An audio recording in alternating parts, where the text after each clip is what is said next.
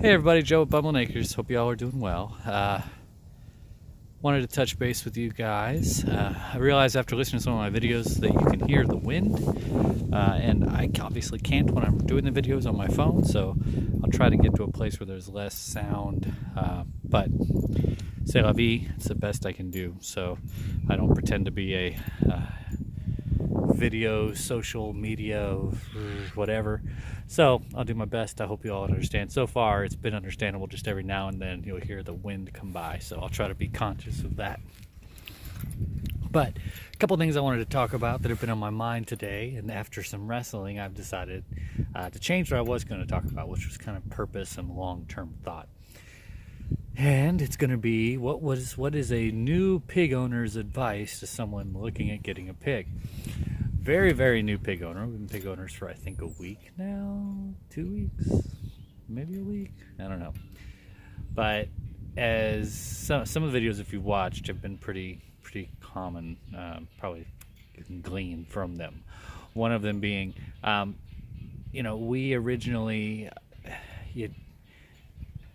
it's amazing how small a piglet is. So even if you get hog paneling, our piglets, when we got them, were still so small that they were able to, upon delivery, jump through the tall. They could get to like the fourth section of squaring on the hog paneling, which was small enough for them to jump through.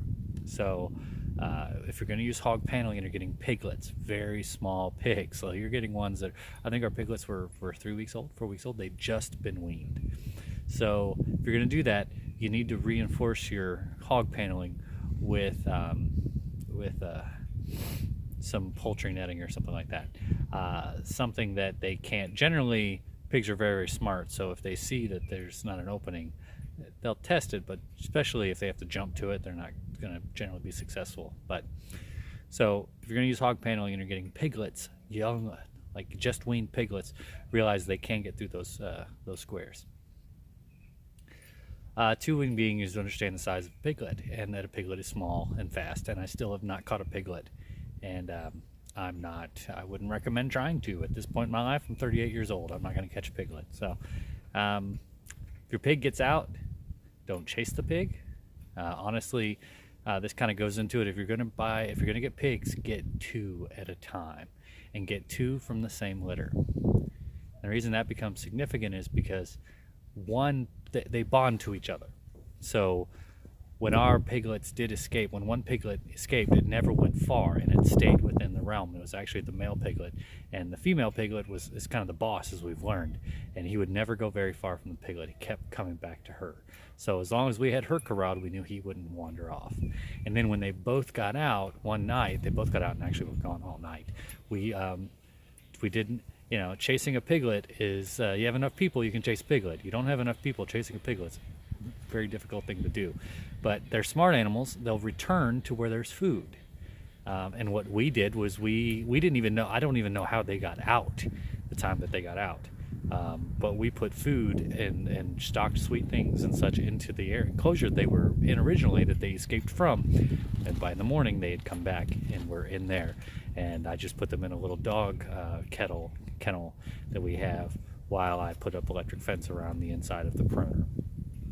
And we introduced electric fence to these piglets very, very quickly. And it's not a pleasant experience for them, but it was the only way I could make sure that they didn't keep jumping, because if they could get up to about the 4th level of the hog paneling, they can jump through. So the electric fence I ran about 4 inches from the outer wall, just around the perimeter, and it stops them from being able to jump out. And they have already, at this point, been in there, I think it's a week and a half, 2 weeks, maybe a week. They know where the electric fence, they respect the electric fence, they learn very, very quickly. They've learned the electric fence quicker than my dogs did. And I have 2 dogs that have learned the electric fence. One of them is an older dog. He only touched it once. He learned his lesson.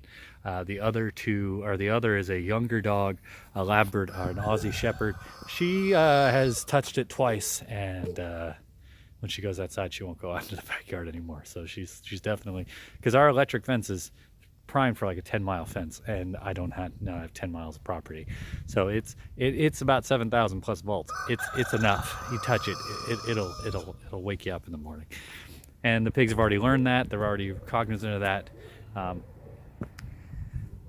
Pig owners, one thing you also need to do, and if you've watched any videos, you should know this or should talk this, come out and talk to your pigs. Hang out with your pigs at night. Your pigs will have a personality. They are smart animals, and when we put them into our pastured area only has, it's a 20-foot by 60-foot area. Each lane, there's 5 lanes. So the total of it is 100 feet by 60 feet.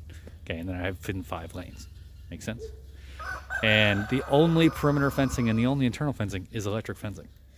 So I don't want to chase these animals.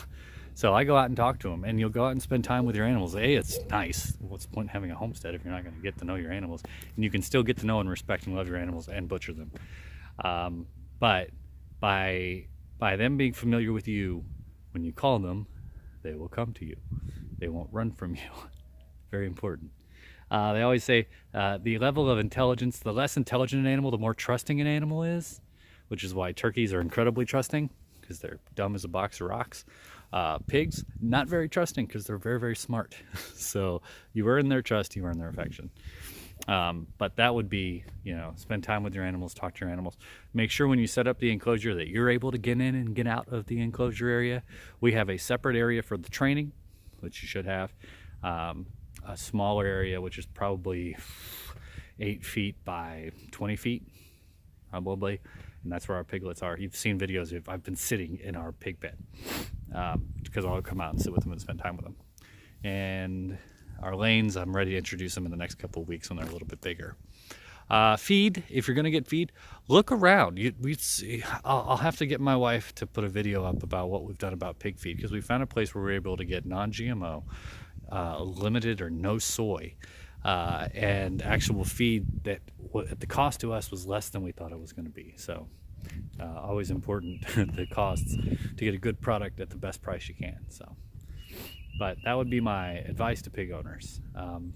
My pig owners, a new pig owner's advice to somebody looking at getting a pig or being a pig owner. So hope that helps. I'll do better videos in the future. I'm sure I can't do worse. So Joe with Bumblenaker signing off. Hope y'all are doing well. Bye.